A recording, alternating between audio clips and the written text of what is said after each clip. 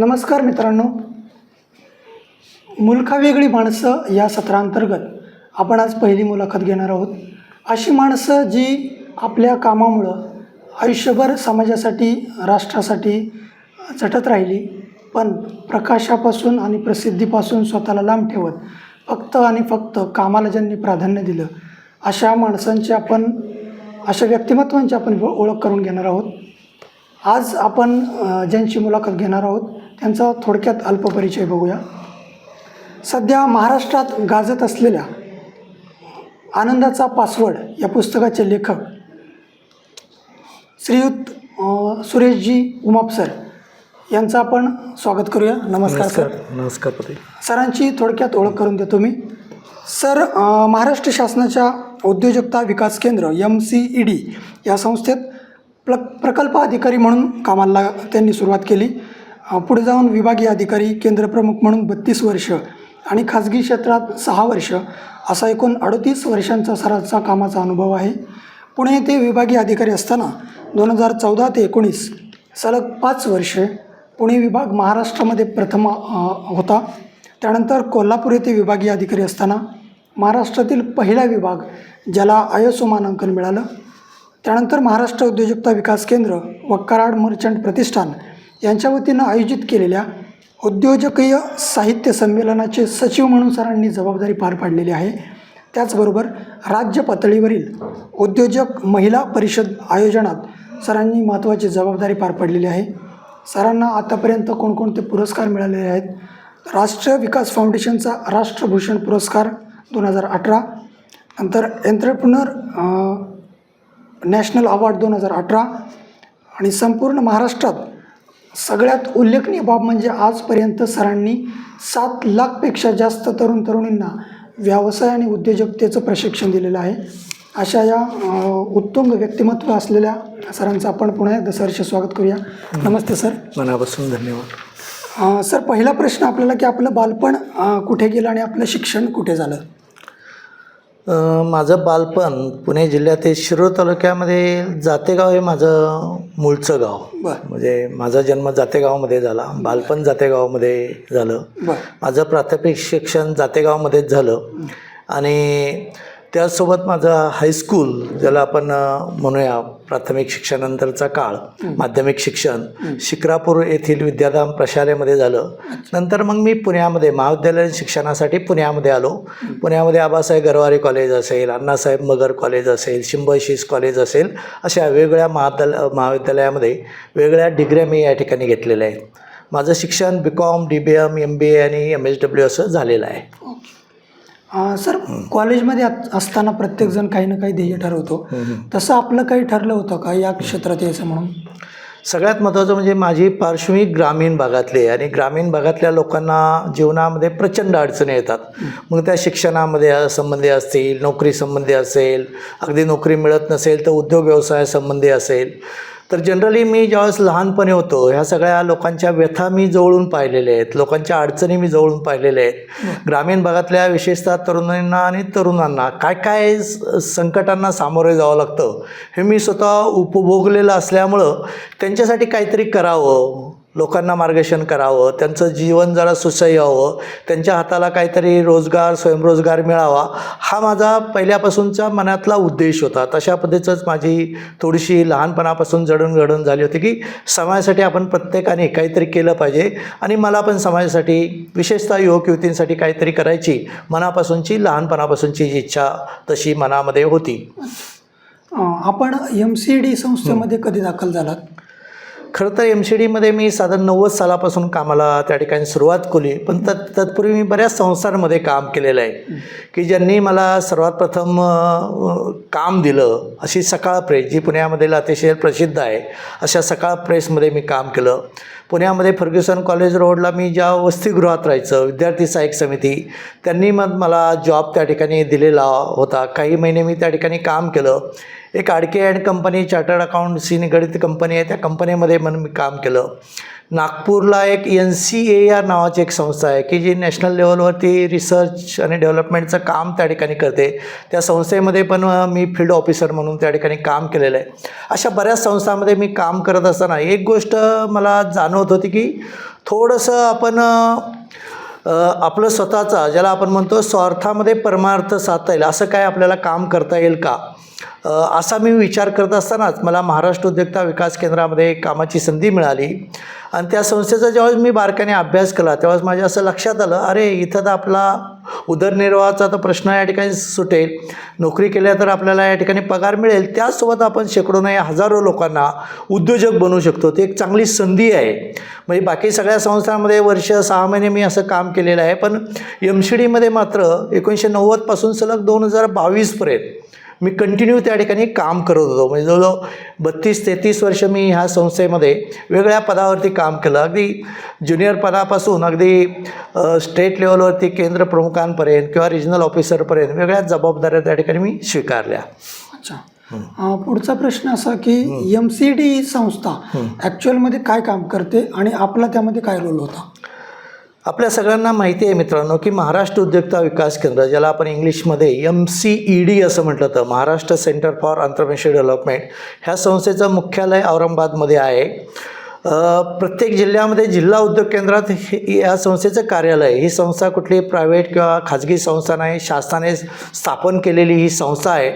ह्या संस्थेचं मुख्य कार्य आहे की उद्योजक घडवणं.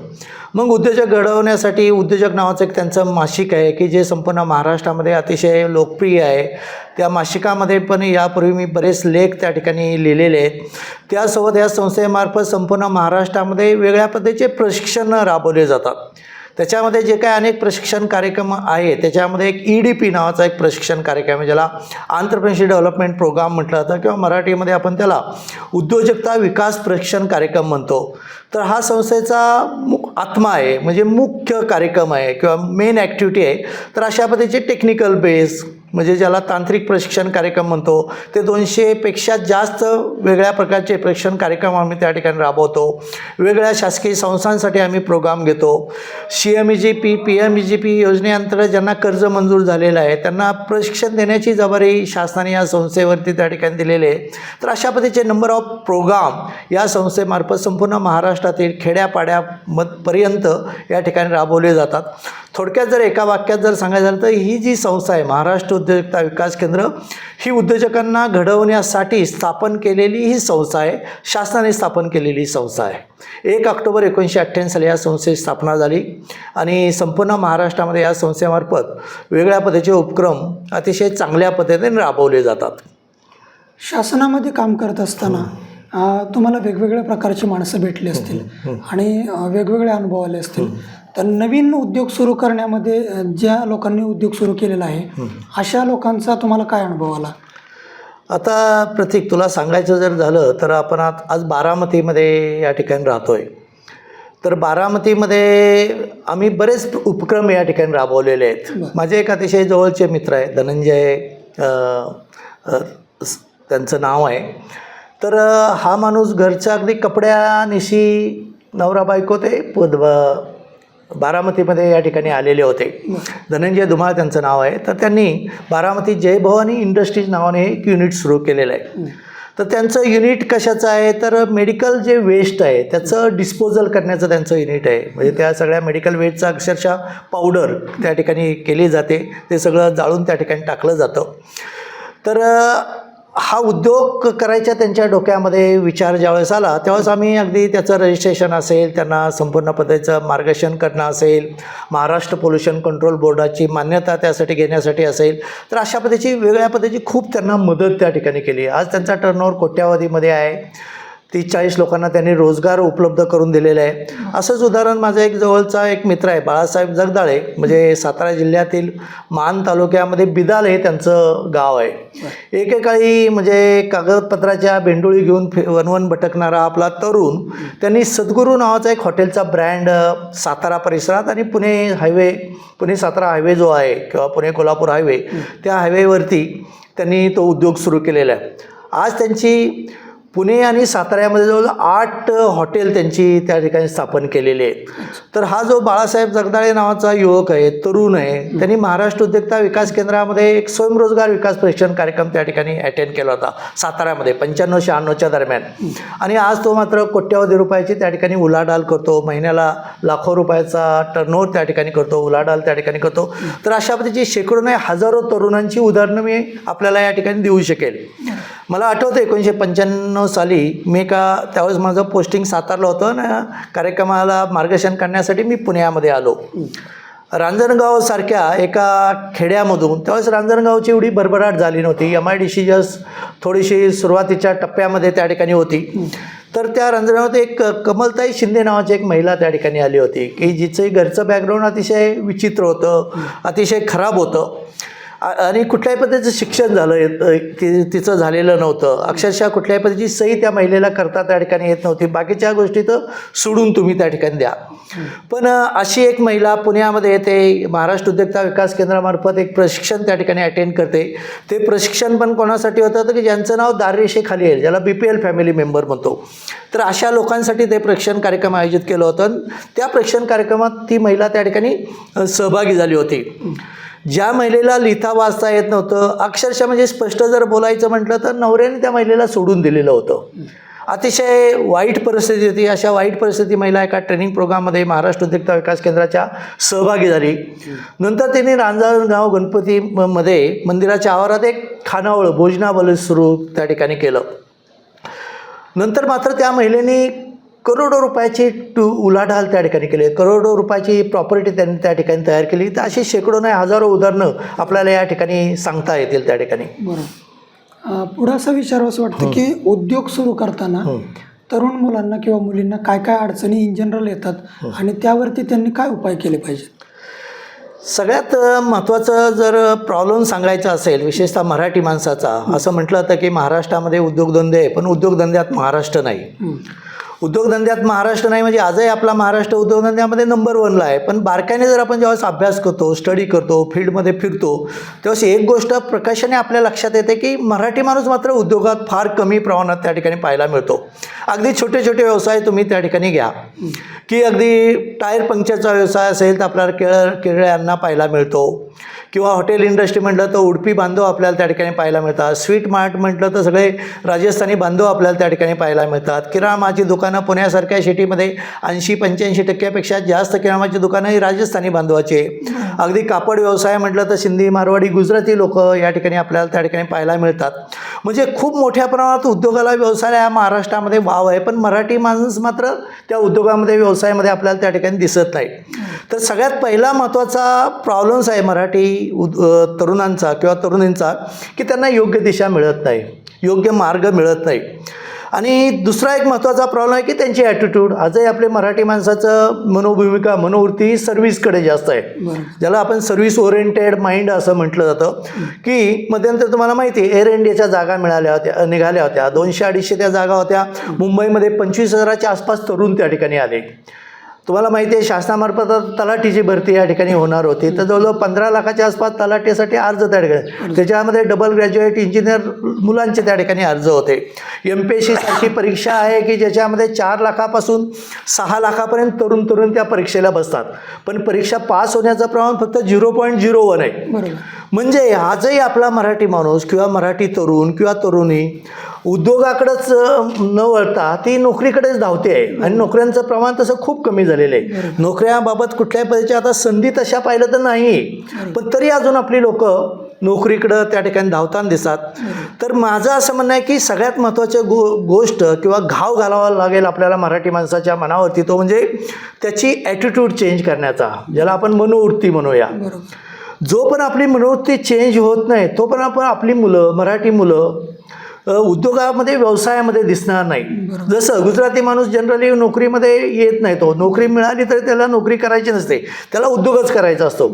तर आपल्या मराठी तरुणांनी उद्योगात किंवा व्यवसायात येण्यासाठी सगळ्यात पहिली गोष्ट त्याची ॲटिट्यूड चेंज करणं, त्याची मनोवृत्ती चेंज करणे, तर त्याचा दृष्टिकोन चेंज करणं, ह्या गोष्टी अतिशय महत्त्वाच्या आहे. तर सध्या आम्ही जी रिटायर झाल्यानंतर मी जी काही संस्था या ठिकाणी सुरू केलेली आहे, शिवमुद्रा इनोव्हेटिव्ह फाउंडेशन, आमचं मेन ध्येय आहे की मराठी माणसांनी जास्तीत जास्त उद्योगामध्ये व्यवसायामध्ये आलं पाहिजे. आम्ही सध्या टार्गेट ठेवलेलं आहे की किमान 5,000 उद्योजकांना शिवमुद्रा युनिटी फाउंडेशनमार्फत घडवलं पाहिजे. मग सगळ्यात पहिलं आम्ही वेगळ्या कॉलेजमध्ये जाऊन, ज्याला आपण महाविद्यालय म्हणतो, महाविद्यालय असेल, इंजिनिअरिंग कॉलेज असेल, संस्था असेल, तर ह्या सगळ्या संस्थांमध्ये जाऊन त्यांची दृष्टिकोन मराठी माणसाचा कसा बदलेल याच्यावरती जास्त फोकस करतो आहे. म्हणजे तुम्ही जो प्रश्न विचारला की नक्की काय अडचणी येतात मराठी माणसाला किंवा उद्योजकाला, तरुणीला, तर पहिलं म्हणजे मनोवृत्ती चेंज करणं या ठिकाणी माझ्या दृष्टीने जास्त गरजेची वाटते. दुसरं महत्त्वाचं वाटतं की उद्योग करायचा एखाद्या तरुणाने किंवा तरुण ठरवलं की कुठला उद्योग करावा ते त्याला सुचत नाही. कुठल्या क्षेत्रामध्ये जायला पाहिजे, कुठल्या क्षेत्रामध्ये जास्त संधी या ठिकाणी आहेत, तर हे योग्य क्षेत्र त्याला निवडता येत नाही. हा त्याचा मेन प्रॉब्लेम त्या ठिकाणी आहे. तर त्या दृष्टिकोनातून मी नेहमी लोकांना सांगतो की उद्योग करत असताना 2 गोष्टीकडे तुम्ही लक्ष दिलं पाहिजे. एक पहिली गोष्ट म्हणजे आपली स्वतःची आवड काय, मला काय आवडतं. उदाहरण तुला हॉटेल इंडस्ट्रीमध्ये जायला आवडतं आणि मी तुला म्हटलं की प्लॅस्टिकचा उद्योग तू कर किंवा प्लास्टिक प्रोसेसिंगमध्ये जा, कदाचित तुझं मन रमणार नाही. मग उद्योगाची किंवा व्यवसायाची निवड करत असताना त्या तरुणाची किंवा तरुणाची आवड काय आहे ते आपण पहिलं पाहिलं पाहिजे. आणि दुसरी गोष्ट, आवड ज्यावेळेस आपण आवडीचा विचार त्या ठिकाणी करतो त्याच वेळेस त्या क्षेत्रामध्ये खरंच संधी आहे का, त्याला मार्केट उपलब्ध आहे का, त्या उद्योगामध्ये भविष्यामध्ये त्या उद्योगाला कशा पद्धतीने स्कोप असेल याचा पण या ठिकाणी विचार केला. म्हणजे थोडक्यात त्या युवकांना, युवतींना, तरुणांना योग्य पद्धतीचं मार्गदर्शन त्यांना त्या ठिकाणी करणं गरजेचं आहे. कुठला उद्योग व्यवसाय करावा हा झालं. म्हणजे पहिलं सांगितलं तुम्हाला मनोवृत्ती, ॲटिट्यूड आपण ज्याला म्हणूया किंवा दृष्टिकोन म्हणूया. दुसरं सांगितलं की कुठला उद्योग निवडावा हा त्याला प्रश्न त्या ठिकाणी पडतो. आणि तिसरी महत्त्वाची गोष्ट आहे ती म्हणजे फायनान्स. उद्योग करायचा म्हटल्यावर त्याला आर्थिक पाठबळ या ठिकाणी लागतं. आर्थिक पाठबळाशिवाय उद्योग व्यवसाय सुरू होत नाही. तर ते आर्थिक पाठबळ मराठी माणसाला या ठिकाणी मिळत नाही. बऱ्याच फायनान्शियल ऑर्गनायझेशन आहे, शासनाच्या बऱ्याच योजना त्या ठिकाणी आहेत, पण अजूनही थोड्याशा प्रमाणात किंवा बऱ्यापैकी आपण ज्याला म्हणू की बऱ्यापैकी त्यांना फायनान्स मिळताना किंवा कर्ज मिळताना अडचणी त्या येतात. मग याच्यामध्ये जर थोडंसं लक्ष घालून जर हे प्रश्न जर या ठिकाणी कमी जर केले आणि थोडासा इझी फायनान्स जर आपल्या मराठी तरुणांना तरुणींना जर मिळाला तर मला असं वाटतं जास्तीत जास्त आजचे तरुण किंवा तरुणी उद्योगामध्ये व्यवसायामध्ये येऊ शकतात. हा एक त्यांच्यासमोरचा एक मेजर प्रॉब्लेम त्या ठिकाणी दिसतो. काही काही उद्योजक चांगला उद्योग चालू असतो, व्यवस्थित सगळं चाललेलं असतं, पण आर्थिक चणचण त्यांना जाणवायला लागते. अतिरिक्त खर्च असेल किंवा काय असेल. तुम्ही काम करत असताना तुम्हाला असे काय अनुभव आले की काय कुठल्या अतिरिक्त गोष्टींमुळं उद्योग बंद पडण्याच्या मार्गावर आले आणि त्यावरती तुम्ही काय उपाय योजले याची एक 2 उदाहरणं आम्हाला सांगा. प्रतीक, मला एक गोष्ट अतिशय नम्रपणे या ठिकाणी सांगू शकतो की इतर जे समाज आहे, गुजराती असेल, गुजराती आपले बांधव असतील, मारवाडी समाजातले बांधव असतील किंवा अगदी राजस्थानमधील आपले काही बांधव या ठिकाणी उद्योगात व्यवसायात आपल्याला मोठ्या प्रमाणात पाहायला मिळतात. तर ह्या लोकांमध्ये जी व्यावसायिक ॲटिट्यूड आहे, कमर्शियल ॲटिट्यूड आपण ज्याला म्हणूया, तर ती ॲटिट्यूड अजूनही आपल्या मराठी माणसामध्ये तेवढी दिसत नाही, रुजलेली नाही त्या ठिकाणी. हा एक मेजर प्रॉब्लेम टिकतो. मी संपूर्ण महाराष्ट्राचा आजारी उद्योगाचा सर्वे केलेला आहे. जवळजवळ 32-33 जिल्ह्यामध्ये मी या ठिकाणी फिरलेलो आहे. जवळजवळ 9 महिने या ठिकाणी फिरत होतो. मला आठवतं एकदा पुण्याचे त्या तत्कालीन जॉईंट डायरेक्टर ऑफ इंडस्ट्री, ज्याला उद्योग सहसंचालक, त्यांच्या अध्यक्षतेखाली सांगलीमध्ये आजारी उद्योजकांची एक मीटिंग त्या ठिकाणी आयोजित केली होती. मला स्पष्ट नाव त्या उद्योजकाचं त्या ठिकाणी घेता येणार नाही, मला तो क्षमा कर. पण एक तरुण उद्योजक, त्या मराठी उद्योजक त्या मीटिंगसाठी त्या ठिकाणी आला होता. तर त्याच्यामध्ये त्याचा मेजर प्रॉब्लेम होता की त्याला वर्किंग कॅपिटलची चणचण भासत होती. त्याचा एक केमिकल बेस उद्योग सांगली जयसिंगपूर रोडवरती होता आणि केवळ वर्किंग कॅपिटल नसल्यामुळं 3 वर्ष होऊनही त्याचा उद्योग ब्रेक इव्हन पॉईंटला आलेला नव्हता. ना ज्याला आपण म्हणतो ना नफा ना तोटा बिंदू आपण ज्याला म्हणूया. मग 3 वर्षापासून तो उद्योग चालू होता पण ब्रेक इव्हन पॉईंटपर्यंत तो पोचलेला नव्हता. जेव्हा चर्चा झाली त्यावेळेस असं लक्षात आलं की त्याला वर्किंग कॅपिटल कमी पडतं. त्यांनी त्या मिटिंगमध्ये सगळ्या संस्थांचे अधिकारी, बँकांचे अधिकारी, एक 50 उद्योजक त्या मिटिंगला त्या ठिकाणी आले होते. त्यांनी त्याची अडचण त्या ठिकाणी सांगितली. त्याला म्हटलं, अरे तर किती भांडवल पाहिजे? तर तो म्हटलं साधारण 1 लाखाच्या आसपास त्याला त्यावेळेस ते वर्किंग कॅपिटल हवं होतं. मग म्हटलं काय अडचण आहे? नाही म्हटलं सर, मला ते वर्किंग कॅपिटल भांडवल कमी पडतं आहे, जर तुम्ही ते उपलब्ध करून देण्यासाठी मला जर सहकार्य केलं तर बरं होईल. तर म्हटलं कुठल्याही बँकेला तू संपर्क साध, बँक तुला सहकार्य त्या ठिकाणी करू शकते. बरोबर. तर तो म्हणला सर नाही 3 वर्षापूर्वी मी एका बँकेकडून टर्म लोन घेतलेलं आहे, दुर्दैवाने एकही अजून हप्ता त्या ठिकाणी भरू शकलेलं नाही. ती बँक तर मला सध्या उभी करत नाही. आणि दुसऱ्या बँकेकडे गेल्यानंतर ती दुसरी बँक म्हणते पहिल्या बँकेचं एनओसी वगैरे तुम्ही घेऊन या. आता अशी पहिली बँक एनओसी देणार नाही त्याला दुसऱ्या त्या उद्योगावरती कर्ज काढण्यासाठी. त्याला खरं तर त्या मिटिंगमध्ये आम्ही काही सोल्युशन त्या ठिकाणी देऊ शकलो नाही. मग मलाच त्याच्याविषयी खूप म्हणजे तरुण होता, एकदम होतकूर होता, मला त्याच्याविषयी खूप मनामध्ये एक वेगळी आपुलकी प्रेम निर्माण झालं. त्याचा पत्ता घेऊन मी मिटिंग संपल्या तर संध्याकाळी त्याच्या म्हणजे त्या उद्योगाच्या ठिकाणी गेलो. उद्योगाच्या ठिकाणी सगळ्या घटना त्या किंवा परिस्थिती पाहिल्यानंतर मला आश्चर्याचा धक्का बसला. सगळ्यात महत्त्वाची गोष्ट म्हणजे त्याचं नाव होतं केदार. त्याला म्हटलं अरे केदार, तुझ्याकडे एक नवी हिरो होंडा मला पाहायला मिळाली,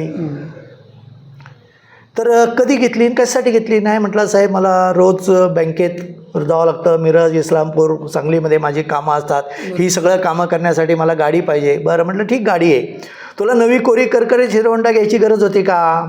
एखादी सेकंड हँड तेव्हा MAT वगैरे मिळायची, अगदी 10-15 हजारात MAT नवीन मिळायची. MAT का नाही घेतली? नाही म्हटलं सर आपलं थोडंसं इम्प्रेशन पण पडलं पाहिजे. एवढंच नाही तर स्वतंत्र केबिन, लॅविश एकदम चेअर्स, व्हील चेअर्स किंवा राऊंड टेबल असं जवळ नको त्यावेळेस त्याचा सगळ्या त्याच्यासमोरच मी हिशोब त्या ठिकाणी केला. त्या काळामध्ये त्यांनी ह्या गोष्टीवरती जवळजवळ 1.25 लाखाच्या आसपास त्या ठिकाणी खर्च केला होता. त्याला म्हटलं अरे केदार, ही सगळी परिस्थिती तुझ्यामुळं आलेली आहे.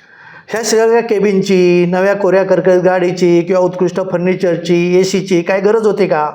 ह्यानंतर गोष्टी तू करू शकला असता ना, पैसे तुझ्यावर आले असते, म्हणजे मिळाले असते तर.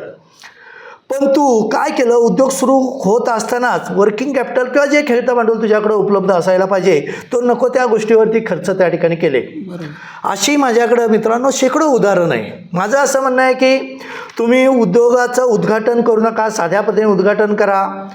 शक्य झालं तर उद्योगाचा वाढदिवस तुम्ही थोडा हळूहळू मोठ्या प्रमाणात तुम्ही साजरा करायला सुरुवात करा. पण बऱ्याच मराठी उद्योजकांना वाढदिवस साजरा करायची संधीच मिळत नाही का? कारण उद्योग सुरू होण्यापूर्वीच त्याची बुलेट येते, त्याचं जोरात उद्घाटन त्या ठिकाणी होतं, ढोल ताशा त्या ठिकाणी ठेवले जातात. तर माझं असं म्हणणं आहे की ऋण काढून अशा पद्धतीने तुम्ही सण साजरे करता कामा नये. पैचा विचार मराठी माणसाने केला पाहिजे. मी नेहमी लोकांना सांगतो, अगदी मी तुमच्या उद्योगाच्या ठिकाणी आलो, तुम्ही एवढं प्रोफेशनल असलं पाहिजे. अरे उमाप माझ्याकडे आलेले आहेत, त्यांना 1 रुपयाचा चहा पाजताना सुद्धा आपण या ठिकाणी विचार केला पाहिजे. पण बऱ्याच वेळा आपण मग लोकांना किंवा अधिकाऱ्यांना जेवणावळी त्या ठिकाणी देतो, ढाब्यावरती घेऊन जातो, हॉटेलमध्ये घेतो, ओल्या पार्ट्या त्या ठिकाणी करतो. तुम्ही विचार करा, एखाद्याला अधिकाऱ्याला तुम्ही पार्टी दिली, तो काय तुमचं काही थोडंफार तुम्हाला मोफत काही देणार आहे का? किंवा एखाद्या बँक मॅनेजरला तुम्हाला तो व्याज माफ करणार आहे का? तर माझं तुम्हाला सगळ्यांना या ठिकाणी विनंती अशी आहे की प्रत्येक पै ना पै खर्च करत असताना तुम्ही काळजीपूर्वक केली पाहिजे. मग ती पै खर्च करत असताना त्या ठिकाणी ती पै खर्च करणं अतिशय आवश्यक आहे का याचा तुम्ही पहिला विचार करा. नको त्या ठिकाणी जर पैसा आपण खर्च केला तर प्रत्येक, मला असं वाटतं आपला मराठी माणूस अडचणीमध्ये येतोच. जसं सिंधी, मारवाडी, गुजराती बांधवांना खर्च करताना ते खूप विचार करतात. मला आठवतं मी जेव्हा अमरावतीला माझं पोस्टिंग होतं, तिथल्या एका EDPचा ग्रुप घेऊन मी खामगावला गेलो होतो. एक रबर इंडस्ट्री आम्ही पाहायला गेलो होतो. त्या काळात तो 3 कोटी रुपयाचा इंडस्ट्री होती. 2 सख्खे भाऊ त्याचे मालक होते आणि त्यांचं ऑफिस त्यांनी दाखवलं. साधे 3 टेबल त्या ठिकाणी मांडलेले होते, कुठली केबिन नव्हती, कुठल्या वेळेची सुविधा नव्हता, चेअर्स पण त्यांच्या बसण्याच्या अतिशय साध्या होत्या. मी त्यांना जाता त्या म्हणजे बांधवांना, सिंधी बांधवांना मी एक प्रश्न विचारला. म्हटलं साहेब एवढी तुमची मोठी इंडस्ट्री, 3 कोटी रुपये त्या काळातलं 93 सालातली ही घटना आहे, एवढी मोठी तुम्ही इन्व्हेस्टमेंट त्या ठिकाणी केलेली आहे, तुम्ही एखादं छान ऑफिस का नाही केलं? नाही म्हटले, आम्ही सिंधी माणसं अशा ठिकाणी पैसे खर्च करतो की ज्या पैशातनं आम्हाला रिटर्न्स मिळेल. उदाहरणार्थ मी 2 लाख नाही 5 लाख रुपये खर्च केला असता या केबिनसाठी किंवा उत्कृष्ट फर्निचरसाठी, पण तेच 5 लाख रुपये जर मी रॉ मटेरियल गुंतवले तर माझा फायदा वाढणार आहे. फर्निचरमध्ये गुंतून माझा काय फायदा वाढणार नाही. तर एक संदेश मला मराठी माणसाला विशेषतः या ठिकाणी तरुणींना द्यायचे की कुठल्याही पद्धतीचा मोठा असा बडा जेव्हा तुम्ही उद्योग सुरू करताना करू नका. जेवढं तुम्हाला सिंपल पद्धतीने जीवन म्हणजे व्यावसायिक सुरुवात करता येईल तेवढी सुरू करा आणि हळूहळू जो पैसा येईल तुम्हाला उद्योगातनं तो पैसा त्याच्यामध्ये सुरुवातीला काही दिवस गुंतवा. जसं आपण एखादं झाड लावतो, रोपटं लावतो, सुरुवातीला त्याची काळजी घेतो, त्याला पाणी घालतो, खत घालतो, त्याला कंपाऊंड घालतो थोडंसं, मग हळूहळू ते झाड मोठं होतं. होतं. उदाहरणार्थ आंब्याचं रोपटं लावलं तेव्हा आंबा मोठं होतं, नंतर त्याची फळं आपल्याला चाखायला मिळतात. तसं उद्योगात ज्यावेळेस सुरुवातीच्या टप्प्यामध्ये असतो, विशेषतः सुरुवातीचे 1000 दिवस मी म्हणूया, 3 वर्ष आपण ज्याला म्हणूया साधारण, तर ते 1000 दिवस नवउद्योजकाने त्या उद्योगाची खूप काळजी घेतली पाहिजे. एकदा उद्योगाची तुम्ही जर काळजी घेतली तर नंतर उद्योग तुमची काळजी घेणार आहे. बरोबर. तर ते सुरुवातीचे जे दिवस असतात अतिशय महत्त्वाचे असतात. मी जो सर्वे केलेला आहे त्याच्यामध्ये एक गोष्ट मला प्रकर्षाने जाणवली की जे उद्योग सुरू होतात त्यातले जवळ 50% पेक्षा जास्त उद्योग पहिल्या 6 महिन्यामध्ये बंद पडतात. त्याच्यामुळं हा जो भाग आहे मॅनेजमेंटचा किंवा विशेषतः फायनान्शियल मॅनेजमेंटचा, हा भाग उद्योगामध्ये व्यवसायामध्ये यशस्वी होण्यासाठी अतिशय महत्त्वाचा लागतो. नको त्या ठिकाणी अजिबात पैसा खर्च करू नये असं माझं स्पष्ट मत त्या ठिकाणी आहे. बरोबर. म्हणजे थोडक्यात तुम्हाला असं म्हणायचं की जिथे गरज असेल, जेवढी गरज असेल तेवढाच खर्च केला पाहिजे आणि डेड इन्व्हेस्टमेंट टाळली पाहिजे. येस, 100%. पुढं मला असं विचारावंसं वाटतं की मगाशी जसं आपण सांगितलं तशी महाराष्ट्रातली तुमच्या लक्षात राहिलेली शून्यातनं सुरुवात करून अगदी करोडो रुपये म्हणण्यापेक्षा यशस्वीरित्या उद्योग ज्यांनी चालवला आणि आजही त्यांचा उद्योग छानपैकी चालतोय, अशी 1-2 उदाहरणं आम्हाला ऐकायला आवडेल. खरं तर अशी भरपूर उदाहरणं या ठिकाणी आहेत. भरपूर म्हणजे अशी भरपूर उदाहरणं आपल्याला या ठिकाणी सांगता येतील. मला आठवतं मी जेव्हा सातारामध्ये माझं पोस्टिंग होतं त्यावेळेस माझे एक फॅमिली मेंबर होते, त्यांचं नाव होतं मृणाली बाबर मॅडम. तर यांचे मिस्टर गुजरातमध्ये आनंद डेअरीमध्ये काम करायचे. म्हणजे कॅटल फीड आणि पोल्ट्री फीडचा त्यांचा जो प्रोजेक्ट होता त्या प्रोजेक्टवरती प्रोजेक्ट मॅनेजरमध्ये म्हणून काम करायचे. अतिशय चांगल्या सुविधा, म्हणजे कंपनीतर्फे त्यांना चांगला बंगला तिथे दिलेला होता, अतिशय सुंदर सॅलरी होती, चांगली पोस्ट होती. पण का कोण जाणे त्या बाबर मॅडमला असं वाटायचं की अरे आपल्या नवऱ्याकडे किंवा मिस्टरांकडे एवढं चांगलं नॉलेज आहे कॅटल फीड पोल्ट्री फीडमध्ये, सगळे फॉर्म्युले त्यांच्याकडे आहे, तर आपण आपल्या सातारला जाऊया आणि हा उद्योग त्या ठिकाणी करूया. तर असा सारखं डोक्यामध्ये त्यांच्या मनामध्ये विचार यायचा. मग त्या मिस्टरांजवळ त्या बोलून दाखवायच्या, अहो तुम्ही नोकरी करताय, चांगला पगार आहे, गाडी आहेच कंपनीतर्फे, बंगला आपल्याला चांगला दिलेला आहे, पण मला असं वाटतं आपण आपल्या गावाकडे जाऊ, तिथं काहीतरी चांगला उद्योग करू, तुमच्याकडे एवढं चांगलं नॉलेज आहे, तुम्हाला जो पगार मिळतो त्याच्यापेक्षा जास्त आपण त्या ठिकाणी कमवू शकतो. पण थोडंसं मिस्टरांचा ह्या गोष्टीला थोडासा विरोध होता. त्यांचं असं म्हणणं आहे की एवढी चांगली गाडी आहे, बंगला आहे, एवढा चांगला पगार आपल्याला कंपनीने दिलेला आहे, मग एवढं सगळं वैभव सोडून कशाला आपल्या सातारा जायचं, व्यवस्थितपणे जीवन जगूया. तर त्यांचं थोडंसं नकार आला होता. पण बाबर मॅडमच्या मनामध्ये होतं आपण काहीतरी केलं पाहिजे. मग हळूहळू थोडंसं कुटुंबात नाही म्हटलं तर थोडंसं वादविवाद होता, थोडेसे मतभेद त्या ठिकाणी होतात, अशा पद्धतीचे थोडेफार मतभेद त्यांचे त्या ठिकाणी झाले. पण बाबर मॅडम त्या उद्योग किंवा व्यवसायासाठी थोडाशा अट्टहास होता त्यांचा किंवा आग्रह होता की आपण आपलं स्वतःचं काहीतरी करूया. मग त्यांनी त्यांच्या मिस्टरांकडून परवानगी घेतली की मग मी एकटी गेली तर त्या ठिकाणी चालेल का, मी साताऱ्यामध्ये जाऊन उद्योग करू का. ते म्हटले तू करू शकतेस, काय प्रॉब्लेम नाही, पण तुला भांडवल वगैरे मला आता लगेच देता येणार नाही, तुला जायचं तर मी परमिशन त्या ठिकाणी देतो, तू उद्योग सातारमध्ये जाऊन करू शकते. तर सातारची जुन्या MIDC फक्त त्या ठिकाणी होती, ज्याला ओल्ड MIDC म्हणतो, देगाव फाट्यावरती आहे. हार्डली 15-16 प्रोजेक्ट फक्त त्या ठिकाणी चालू होते. तर मग ह्या बाबर मॅडम गुजरातवरून त्या ठिकाणी आल्या सातारामध्ये, स्वतःच्या गळ्यातलं त्यांनी मंगळसूत्र विकलं वगैरे, जे काही सोनं होतं त्याच्यातनं विकून ते प्लॉट सातारा MIDCत घेतला. प्लॉट घेतला, पण पुढं भांडवल पाहिजे. सातारामधल्या काही बँकांकडे त्यावेळेस त्या ठिकाणी गेल्या, कुठलीही बँक उभी करणं, महिला आणि कॅटल फीड पोल्ट्री फीडचा प्रोजेक्ट करायला निघालेले आहे, त्यांना काही विश्वास बसता देत नाही.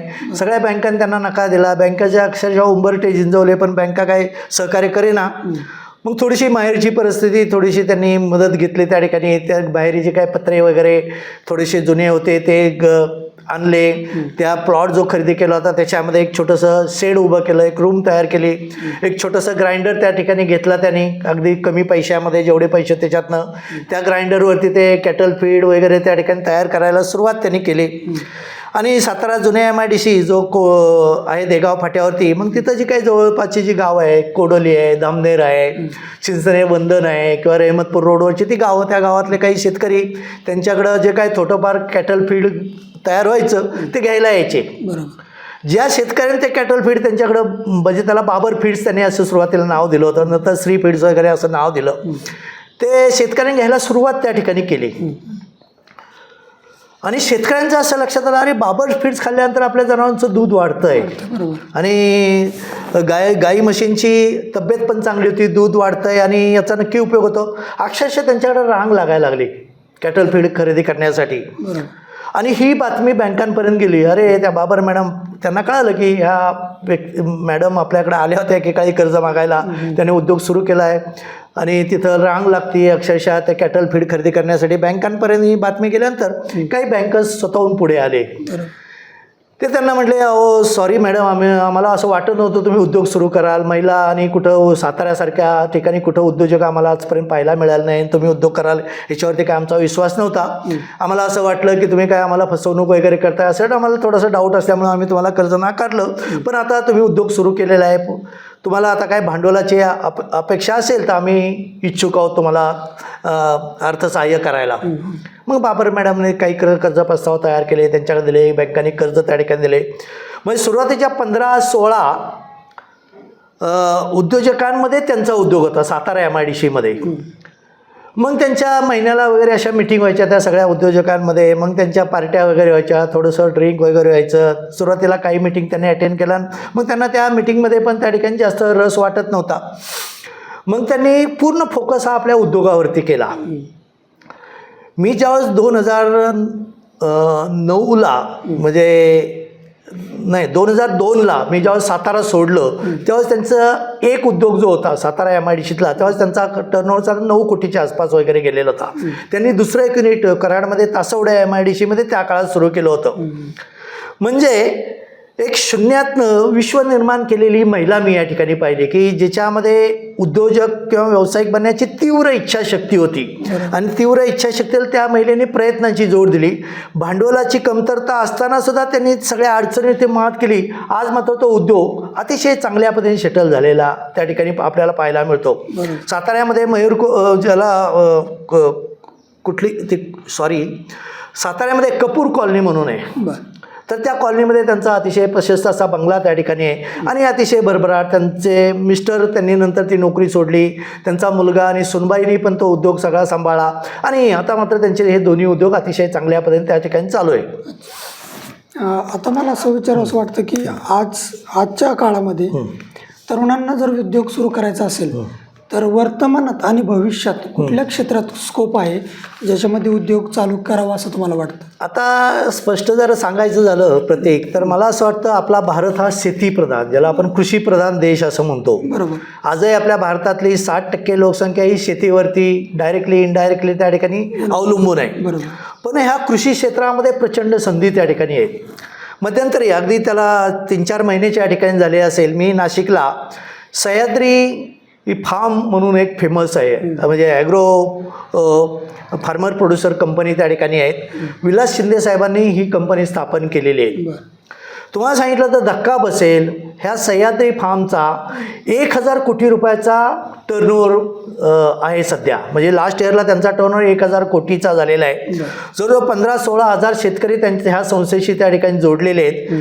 एवढेच नाही तर भारतातली, विशेषतः महाराष्ट्रातली, विशेषतः पश्चिम महाराष्ट्र आणि उत्तर महाराष्ट्रातली जवळजवळ 45 देशामध्ये वेगळ्या फळांची, पालेभाज्यांची ते निर्यात त्या ठिकाणी करतात. म्हणजे अगदी फळामध्ये केळी असेल, द्राक्ष असेल, सफरचंद असेल किंवा वेगळं डाळिंब असेल, अशा वेगळ्या पद्धतीची फळं ते निर्यात त्या ठिकाणी करतात आणि प्रचंड वाव त्या ठिकाणी आहे. आणि आता त्यांनी अगदी प्रोसेसिंगमध्ये पण केचप वगैरे आपण जे म्हणतो ते प्रोसेसिंगमध्ये पण त्या ठिकाणी शिरलेले आहेत. म्हणजे 1000 कोटी रुपयाचा आज त्यांचा टर्नओव्हर आहे. हा शेतकऱ्यांची कंपनी या ठिकाणी आहे. 45 देशामध्ये ती एक्सपोर्ट या ठिकाणी करते. उदाहरणार्थ आपला हा माळशिरस किंवा सोलापूर जो भाग आहे, त्या सोलापूरमध्ये माळशिरस अकलूज परिसरात केळी खूप मोठ्या प्रमाणात पिकते. मोठ्या प्रमाणात एक्सपोर्ट तिथं केळे होते. सांगोल्या परिसरामध्ये आपण एकेकाळी, सांगोला दुष्काळी तालुका होता, त्या परिसरातून एकेकाळी प्रचंड मोठ्या प्रमाणात डाळिंब त्या ठिकाणी निर्यात केली. करोडो रुपये डाळिंबापासून या ठिकाणी कळाले. मग शेतीशी निगडीत जी काही प्रॉडक्ट असेल, फळे भाजीपाला असतील, एक्सपोर्टला त्या ठिकाणी प्रचंड संधी आहे. त्यासोबत शेतीशी निगडीत उदाहरणार्थ dehydration of fruits and vegetables प्रचंड वाव या ठिकाणी. उदाहरणार्थ आपल्या सासवड परिसरामध्ये खूप मोठ्या प्रमाणात सीताफळं विकतात, पण सीताफळापासून रोपडी तयार तुम्ही त्या ठिकाणी करा. उदाहरणार्थ महाबळेश्वर किंवा पाचगणी परिसरामध्ये स्ट्रॉबेरी मोठ्या प्रमाणात पिकते. स्ट्रॉबेरीपासून बरेच अगदी स्ट्रॉबेरी ज्यूस असेल, जाम असेल, जेली असेल, बरेच पदार्थ त्या ठिकाणी तयार होतात. किंवा तुम्ही इकडं नागपूर भागात गेला तर संत्री खूप मोठ्या प्रमाणात पिकते. संत्री प्रोसेसिंगमध्ये आपण या ठिकाणी शिरू शकतो. किंवा आपल्या या परिसरात सोयाबीन भरपूर या ठिकाणी पिकतो. म्हणजे अगदी विदर्भ असेल, मराठवाडा असेल, पश्चिम महाराष्ट्रातला काही भाग या ठिकाणी असेल. सोया प्रोसेसिंग, सोया प्रॉडक्टला या ठिकाणी सोयापासून तुम्ही टोपू तयार करू शकता, सोयापासून फ्लेवर मिल्क तयार करू शकता, सोयापासून तुम्ही आम्रखंड, श्रीखंड त्या ठिकाणी तयार करू शकता. असे नंबर ऑफ प्रॉडक्ट सोयापासून त्या ठिकाणी तयार होतील. आपण बारामती किंवा हा पश्चिम महाराष्ट्र परिसर जर या ठिकाणी पाहिला तर ऊस आपल्याकडे भरपूर या ठिकाणी पिकतो. दौंड तालुक्यातला मध्यंतरी एक व्हिडिओ मी या ठिकाणी पाहिला की एका तरुणाने ऊसापासून म्हणजे याला आपण कुल्फी म्हणतो, कुल्फी तयार केलेले, त्याची काही स्वीट्स त्या ठिकाणी तयार केलेले, म्हणजे 20-22 प्रकारचे ऊसाच्या रसापासून त्यांनी प्रॉडक्ट त्या ठिकाणी तयार केलेले आहे. आणि त्याच्या प्रॉडक्टला प्रचंड मागणी त्या ठिकाणी आहे. अगदी कमी इन्व्हेस्टमेंटमध्ये त्यांनी हा व्यवसाय सुरू केलेला आहे.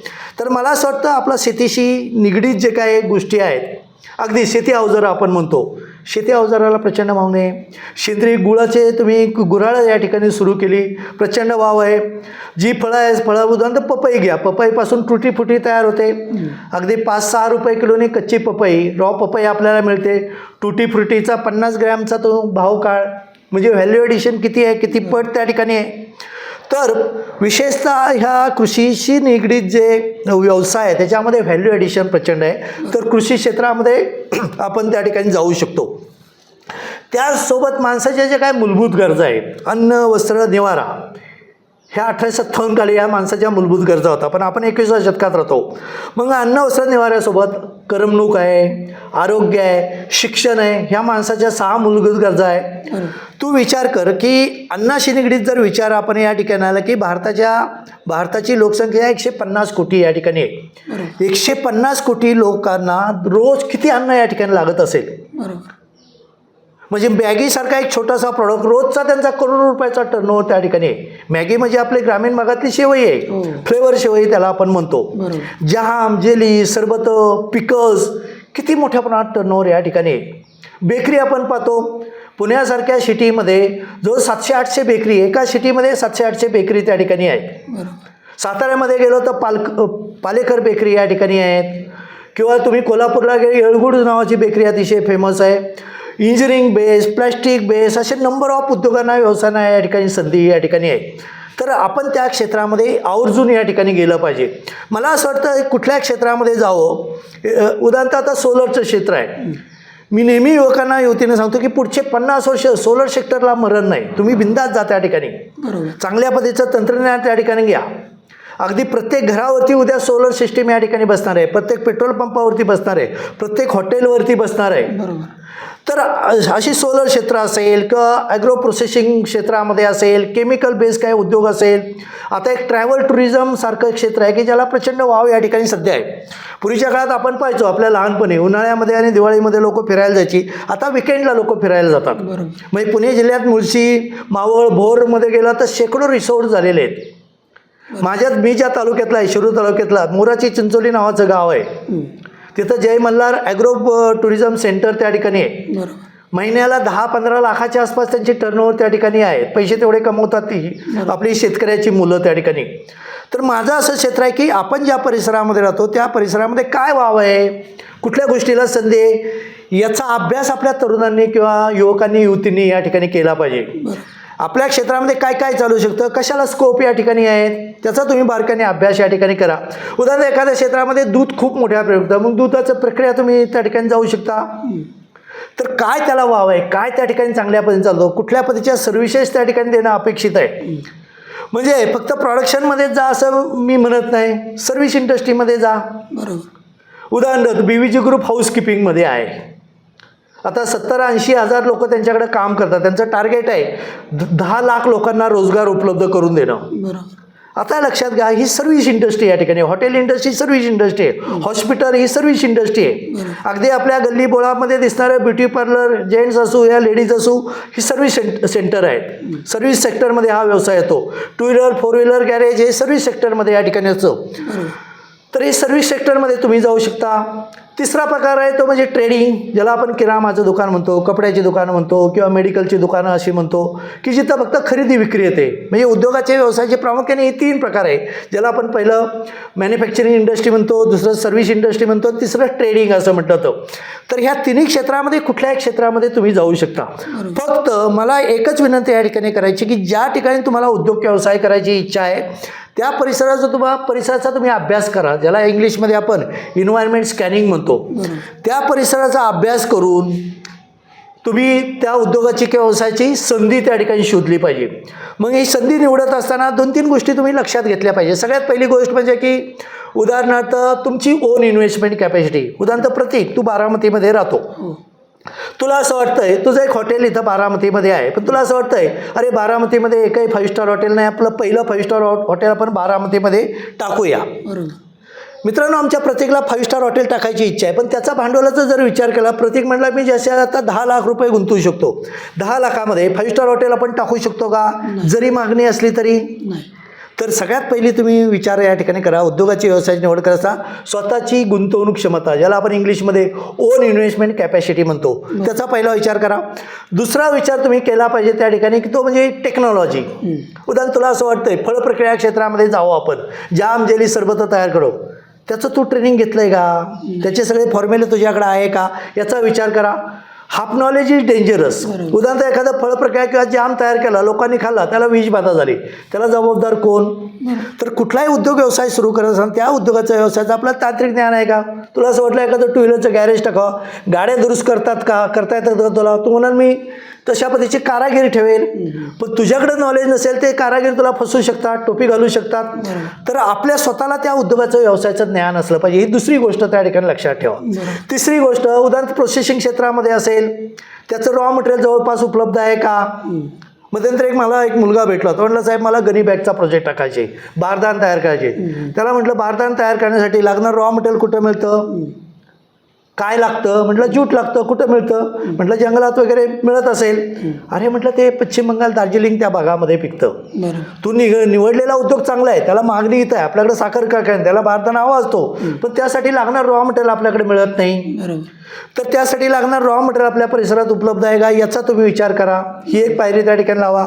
आणि इन्फ्रास्ट्रक्चर सगळ्यात महत्त्वाचं. म्हणजे उदाहरण तुला असं वाटतंय तुझ्याकडे एक चांगली जागा आहे, शेत आहे, शेतामध्ये भरपूर तुझं शेत आहे, ते शेतामध्ये उद्योग सुरू करावा. मग तिथं जायला रस्ता नसेल, लाईट जवळपास नसेल, तुला पोल टाकावा लागत असेल आणि MSCB म्हणेल तुम्ही त्याचा खर्च करा, कदाचित तुला परवडणार नाही. कम्युनिकेशन सुविधा, ट्रान्सपोर्टेशन, ह्या सगळ्या बेसिक सुविधा त्या ठिकाणी उपलब्ध आहे की नाही याचा विचार करा. हे सगळे करत करत तुम्ही साधारण 3 उद्योग शेवटी ठेवा आणि त्या 3 उद्योगाचा डिटेल मार्केट सर्वे करणं अपेक्षित आहे. मग डिटेल मार्केट सर्वे करायचा, उद्योगाची निवड करायची, त्याचे सॉर्ट ॲनालिसिस करायचं. सॉर्ट म्हणजे स्ट्रेंथ, विकनेसेस, ऑपॉर्च्युनिटी, थ्रेड्स आपण ज्याला म्हणतो, व्यवस्थित सॉर्ट ॲनालिसिस करा. आणि सॉर्ट ॲनालिसिस केल्यानंतर उद्योगाची निवड करा. आणि मला असं वाटतं महाराष्ट्रातल्या तरुणांनी या सगळ्या प्रोसेसने जर तुम्ही पुढे जर मित्रांनो या ठिकाणी जर केला तर तुमच्यापैकी कोणाचाही उद्योग व्यवसाय बंद पडण्याची अजिबात शक्यता नाही. तर त्या दृष्टिकोनातून खूप काळजीपूर्वक तुम्ही त्या क्षेत्रामध्ये गेलं पाहिजे. एवढ्या वर्षाच्या कामाच्या अनुभवानंतर तुम्हाला जी गोष्ट साध्य करायची होती ती झाली आहे असं वाटतं का? नाही, प्रत्येक मला स्पष्टपणे सांगावं असं वाटतं की मला जे अपेक्षित आहे ते अजून नाही घडलेलं. पण मला खात्री आहे की ते नक्की या ठिकाणी घडेल. माझं मेन उद्देश आहे की विशेषतः सगळ्या समाजाची लोक उद्योगामध्ये, व्यवसायामध्ये आपल्याला पाहायला मिळतात. मराठी माणूस अजूनही पाहिजे तेवढ्या प्रमाणात त्या ठिकाणी वळलेला दिसत नाही. माझा मेन फोकस आपल्या मराठी माणसावरती आहे. कुठल्या जातीचा असो तो, सगळी मराठी माणसं आपली माणसं आहेत. तर ह्या प्रत्येक मराठी माणसाने उद्योगाचा, व्यवसायाचा गांभीर्याने विचार केला पाहिजे. किमान प्रत्येक घरामध्ये एक उद्योजक असला पाहिजे, हे माझं स्वतःचं त्या ठिकाणी ध्येय आहे. तर त्या दृष्टिकोनात माझी वाटचाल नक्की त्या ठिकाणी चालू आहे. माझा रोज कोणाला कोणतरी भेटत असतो, उद्योगाचं, व्यवसायाचं मार्गदर्शन करत असतो. त्यांची ॲटिट्यूड किंवा त्यांची मनोवृत्ती आपण ज्याला म्हणतो किंवा दृष्टिकोन म्हणतो तो बदलण्याचा त्या ठिकाणी प्रयत्न करत असतो. आणि घराघरामध्ये, मराठी माणसाच्या घराघरामध्ये उद्योग आपल्याला मिळाला पाहिजे. महाराष्ट्रात अशी 2 गावं आहे की जिथं मराठी माणसाचा उद्योग घराघरामध्ये पाहायला मिळतो. तुम्ही कोल्हापूरला जा, हुपरीमध्ये चांदीचा उद्योग आहे. तिथं घराघरामध्ये मराठी माणसं चांदीपासून ते दागिने त्या ठिकाणी तयार करतात. मग तिथं माणसं घराघरामध्ये पाहायला मिळतात. इचलकरंजीमध्ये गेलं तर पॉवर लूम्स, पूर्वी हँडलूम्स वगैरे त्या ठिकाणी होते. घरामध्ये काय आपल्याला ते पॉवर लूम्स वगैरे त्या ठिकाणी मराठी माणसाचे पाहायला मिळतात. अशी फार कमी गावं आहे की जिथं घराघरामध्ये मराठी माणसाचे उद्योग आहेत. तर असं महाराष्ट्रातल्या प्रत्येक गावामध्ये या ठिकाणी घडलं पाहिजे, दिसलं पाहिजे आपल्याला त्या ठिकाणी. तर तशा पद्धतीचा प्रयत्न या ठिकाणी आहे आणि जोपर्यंत मला शक्य आहे तोपर्यंत नक्की हा मी प्रयत्न करत राहणार आहे. माझी ही चळवळ या ठिकाणी सुरू राहणार आहे. तुम्ही जे आता काम करत आहात त्याचं प्रोत्साहन तुम्हाला कुठून मिळालं किंवा तुमचं कोणी रोल मॉडेल होतं का? आता खरं जर सांगायचं म्हटलं, आपले सगळे जे महापुरुष आहे, डॉक्टर बाबासाहेब आंबेडकर असेल, महात्मा ज्योतिराव फुले असेल, शाहू महाराज असेल, हे आपले प्रत्येकाचे या ठिकाणी आदर्श आहेत. बरोबर. मी साताऱ्यामध्ये असताना तिथं आम्ही एक उद्योजकता विकास प्रशिक्षण कार्यक्रम मित्रांनो आयोजित केलेला होता. तिथं प्राचार्य शिवाजीराव भोसले, आता ते हयात नाही आहेत, ते काही वर्षापूर्वी गेले, पण त्यांचं एक व्याख्यान आम्ही उद्योजकता विकास प्रशिक्षण कार्यक्रमाच्या समारोपाला त्या ठिकाणी ठेवलेलं होतं आणि विषय होता शिवाजी महाराजांमधली उद्योजकता. 1.5 तास व्याख्यान त्यांनी शिवाजीराव भोसलेंनी फक्त ह्या एका विषयावरती दिलं, शिवाजी महाराज उद्योजक कसे होते. बरोबर. या दृष्टिकोनातून तत्पूर्वी मित्रांनो मी कधी शिवाजी महाराजांकडे पाहिलेलं नव्हतं. मग त्यांनी शिवाजी महाराजांच्या आरमाराची उदाहरणं दिली, त्यांची जी काय हत्यारं तयार करायची त्याची उदाहरणं त्या ठिकाणी दिली, त्यांची घोडदळ, त्यांचं पायदळ, त्यांनी जे काय किल्ले उभे केले त्यातलं कन्स्ट्रक्शन, सिव्हिल भाग, तो सगळा भाग त्याच्यामध्ये होता. मी अक्षरशः भारावून गेलो त्यांच्या व्याख्यानाने. आणि उद्योगामध्ये, व्यवसायामध्ये आपल्याला सगळ्यात मोठं उदाहरण हे छत्रपती शिवाजी महाराजांचं आहे. बरोबर. इव्हन महात्मा फुले हे सुद्धा उद्योजक होते. शाहू महाराजांनी पण कोल्हापूरचं राधानगरी धरण या ठिकाणी बांधलं. म्हणजे आपले जे काय महापुरुष आहे, ह्या सगळ्या महापुरुषांनी उद्योगामध्ये, व्यवसायामध्ये खूप मोठं काम केलेलं आहे, पण त्यांच्याकडे आपण या दृष्टिकोनातून मित्रांनो कधी पाहिलेलं नाही. तर मला वाटतं हे सगळे आपले जे महापुरुष आहे, छत्रपती शिवाजी महाराज असेल, डॉक्टर बाबासाहेब आंबेडकर असेल, शाहू महाराज असेल, महात्मा ज्योतिराव फुले, हे सगळे माझे प्रेरणास्थान आहे. माझ्या ऑफिसमध्ये पण ह्या सगळ्या महापुरुषांची मी सगळे चित्र किंवा आपण ज्याला म्हणतो प्रेरणास्थान म्हणून त्यांचे फोटो त्या ठिकाणी लावलेले आहेत. तर छत्रपती शिवाजी महाराजांमुळे मला ही खरी प्रेरणा मिळाली. ती पण शिवाजीराव भोसलेंच्या भाषणामुळे मी या क्षेत्रामध्ये जास्त आलो. या सगळ्या कामाच्या गडबडीमध्ये खूप दिवस तुम्ही घरापासून लांब असता, तुम्हाला दररोज कुठे ना कुठे व्याख्यानाला जावं लागतं. तर या सगळ्या बिझी शेड्यूलमधून तुम्ही कुटुंबाला कसा वेळ देता आणि घरातली माणसं तुम्हाला कशी सांभाळून घेतात किंवा साथ देतात? आता खरं तर सामाजिक क्षेत्रामध्ये काम करत असताना कुटुंबाला वेळ देता येत नाही ही वस्तूच आहे. आता तू आज इथे आलेला आहे, आपण भेटतोय, मागच्या 2 दिवसापासून मी घरी नाही, तर असं रोजच माझं चालू आहे. उद्या पण मी अहमदनगरला व्याख्यानाला त्या ठिकाणी चाललेलो आहे. तर असं रोज घडलेलं असतं. महिन्यातले साधारण 20 दिवस मी घराच्या बाहेर या ठिकाणी असतो. पण काय झालं आहे की घरच्यांना आता ही सवय झालेली आहे, सगळ्यात महत्त्वाची गोष्ट, आणि त्यांनी ते ॲडजस्ट केलेलं आहे. उदाहरणार्थ माझी मिसेस आहे अंजली, पूर्ण कुटुंबाची जबाबदारी तिने घेतलेली आहे. तिचं जे काय कामाचं स्वरूप आहे, वेगवेगळ्या क्षेत्रामध्ये ती काम करते, ती पण ट्रेनर या ठिकाणी, घर सांभाळून, घरच्या सगळ्या जबाबदारी सांभाळून ती तिची जबाबदारी या ठिकाणी सांभाळत असते.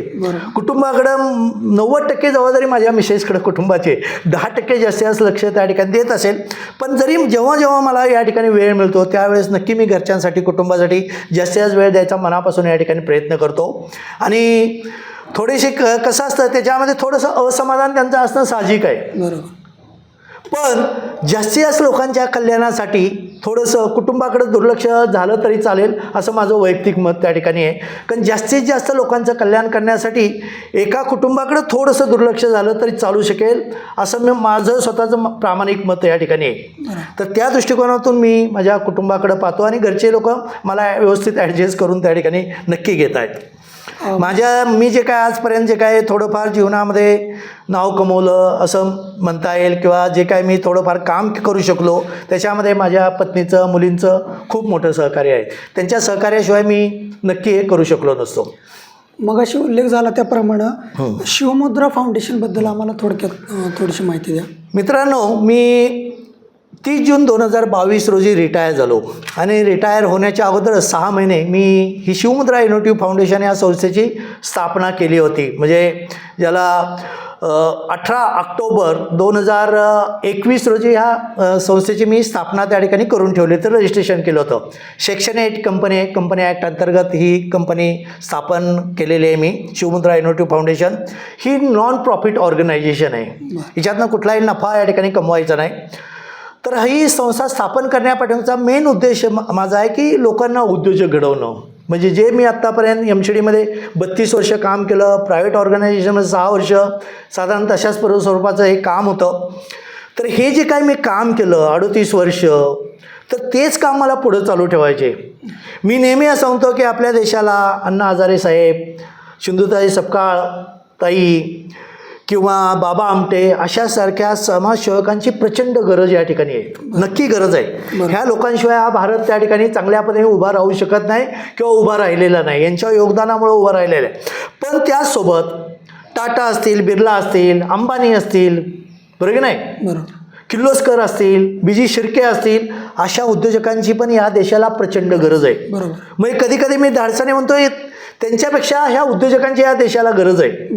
आता देशासमोर आपण बरेच प्रश्न या ठिकाणी पाहतो. खून, मारामाऱ्या, चोऱ्या, दरोडे आणि याच्यामध्ये सगळी तरुण मंडळी या ठिकाणी इन्व्हॉल्व झालेली आपल्याला दुर्दैवाने पाहायला मिळतात.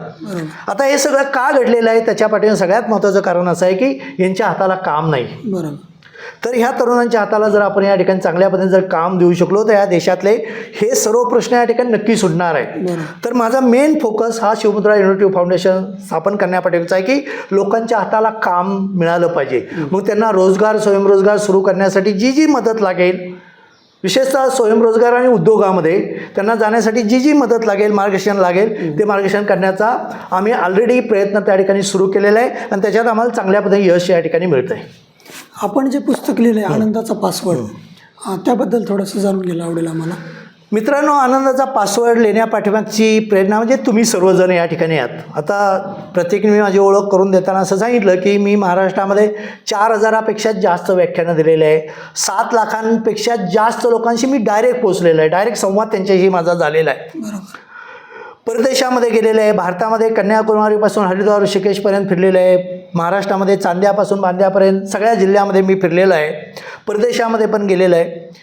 एकीकडं भौतिक सुख माणसाचं खूप वाढतं या ठिकाणी. बरोबर आहे. पैसा माणसाकडं बऱ्यापैकी आता यायला लागलेला आहे. पण त्याच वेळेस दुसरी एक प्रॉब्लेम या ठिकाणी मला जाणवतो आहे माणसांमध्ये की माणसाची मानसिकदृष्ट्या माणूस खंगत चाललेला आहे, अडचणीमध्ये यायला लागलेला आहे. मानसिक ज्याला आपण रोग आपण म्हणूया ते वाढत त्या ठिकाणी चाललेले आहेत. म्हणजे एकीकडं वैभव वाढतं आणि दुसरीकडं मानसिकदृष्ट्या माणूस कमजोर या ठिकाणी होत चाललेला आहे. आणि मला असं वाटतं हे भारतासमोरचं खूप मोठं आव्हान या ठिकाणी असणार आहे. मी खरं तर उद्योजकतेवरती पुस्तक लिहायला घेतलेलं होतं, पण हा प्रश्न मला त्याच्यापेक्षा मोठा वाटला. तर मला असं वाटलं की पहिलं आपण लोकांची मनोवृत्ती बोलूया, त्यांना पहिलं आनंद या ठिकाणी करूया. तर त्या दृष्टिकोनातून जर आपल्याला जीवनामध्ये यश मिळवायचं असेल तर त्यासाठी जीवनामध्ये आनंद असणं अतिशय गरजेचं आहे. बरोबर. मग जीवन आनंदी कसं जगायचं त्याचे सगळे छोटे छोटे हे मूलमंत्र ह्या आनंदाचे पासवर्ड या पुस्तकामध्ये दिलेले आहेत. अतिशय छोट्या छोट्या गोष्टी आहे. उदाहरण त्याच्यामध्ये पहिलं प्रकरण आहे हसावं हसवा. काय हसण्याचे जीवनामध्ये फायदे आहेत, शास्त्रीय दृष्टिकोनातून हसण्याचं महत्त्व काय आहे, हे सगळं याच्यामध्ये दिलेलं आहे. दुसरा मंत्र आहे विसरावं माफ करा. एखादी आपली वाईट घटना आपल्या जीवनात घडली, आपण पटकन विसरतो. उदाहरण तुझा जवळचा एक मित्र आहे, त्याने तुला हर्ट केलं, आपण 4 महिने ते लक्षात ठेवतो, विसरत नाही लवकर. अरे माझा हा जवळचा मित्र मला असं का बोलला. बरोबर. माझं असं म्हणणं आहे मित्र किंवा जवळचा नातेवाईक आहे, विसरून जा, माफ करून टाका ना. बरोबर. अगदी एखादा तुम्हाला शत्रू वाटत असेल, शत्रूने तुम्हाला एखादी अगदी शिवी दिली, माझा विसरा ना, त्यांना माफ करा ना.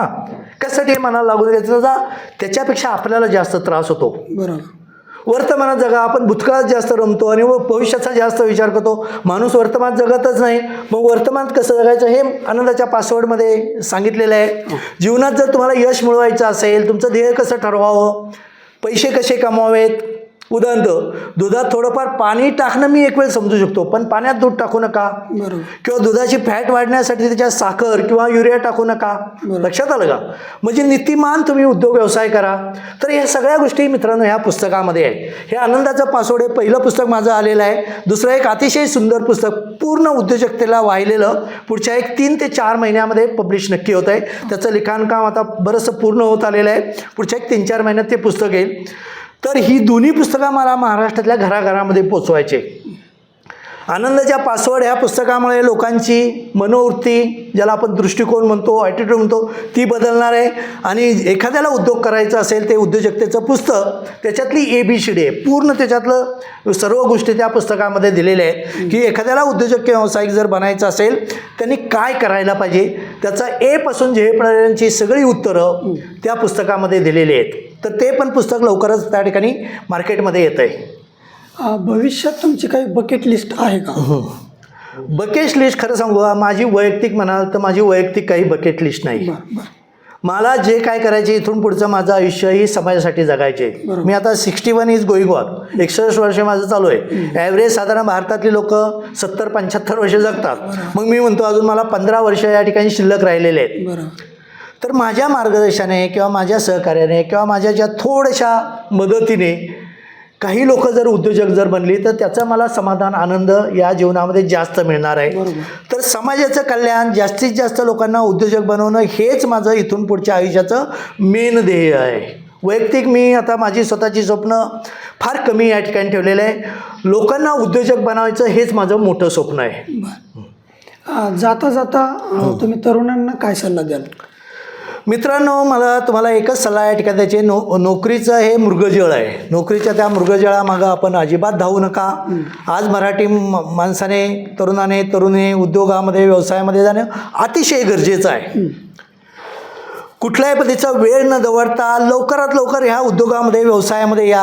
आपली जी महाराष्ट्र उद्योजकता विकास केंद्र संस्था असेल, शासनाच्या ज्या बऱ्याच संस्था आहे त्या सर्व संस्था, इव्हन माझी व्यक्तिशः जी संस्था आहे शिवमुद्रा इनोव्हेटिव्ह फाउंडेशन, ही तुम्हाला मोफत मार्गदर्शन करायला इच्छुक आहे.